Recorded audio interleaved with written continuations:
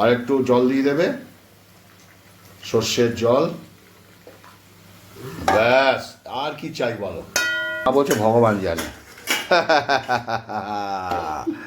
Way way way, গন্ধে ভরপুর খাবার।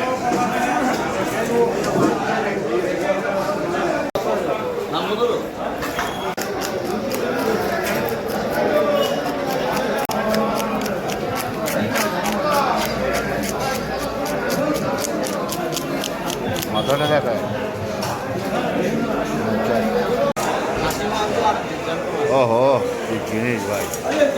তো দেখি ডিম আছে নাকি? ডিম নেই। গাদা পেটি আলাদা হয়।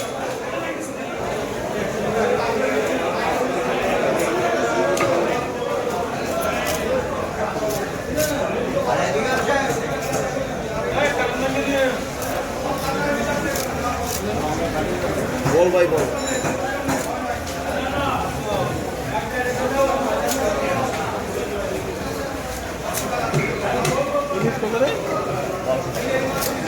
ইলিশ মাছটা দেখো, অনেকটা ইলিশ এসেছি, 1 কেজি 200 হয়েছে, কিন্তু 3 পিস রান্না করবো, ঠিক আছে? ওহো, কি হবে রান্না? আর কচুর শাক। হ্যাঁ, ইলিশ মাছের ঝোলটা তুমি করবে? হ্যাঁ। ওহো, মাছটা হলুদ ফলুদ দেবে না কিছু? একটু হলুদ দেবো। ও, এইটা আচ্ছা। একটু সর্ষে হলুদ, একটু হলুদ দিতে হবে, সর্ষে আর কাঁচা লঙ্কা। দেখো, অন্য একটু হলুদ দিতে হবে।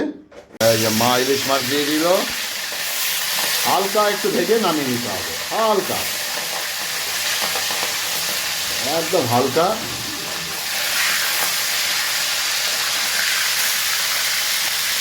আহা হা, বাড়িতে লোক নেই, আমরা 3 জন, ব্যাস 3 জনের 3টে ইলিশ, সর্ষে ইলিশ দিয়ে খাবো।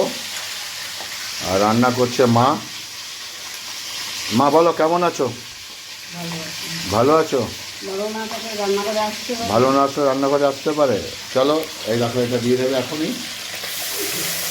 এই দেখো, এইভাবে দিতে হবে, নিচের সর্ষের দানাগুলো আছে তো। আহা, এতেই গন্ধ ছাড়ছে গো। নুনটা দেওয়া হয়েছিল আগে, নুনটা একটু চেখে দেখা হবে।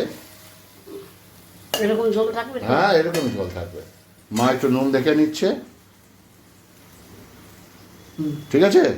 ওকে, আমাকে একটু একটু জল দেবো, আর একটু জল দিয়ে দেবে, সর্ষের জল।